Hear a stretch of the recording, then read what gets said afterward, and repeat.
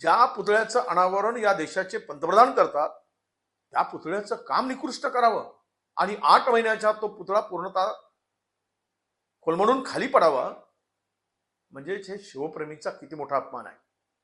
कोण तो लागलाय ठाण्याचा कंत्राटदार, ज्याच्याकडे लाखो करोडो रुपयांची काम आहेत. या कंत्राटदारांना आता ब्लॅकलिस्ट केलं पाहिजे, जो कोणी कंत्राटदार आहे, आणि त्यांच्याकडून हे काम पुनश्च उभं करून घेतलं पाहिजे. ज्या पद्धतीनं शिवाजी महाराजांचा अपमान या ठिकाणी झालेला आहे आणि केला गेला आहे, त्याला महाराष्ट्र कसा माफ करेल.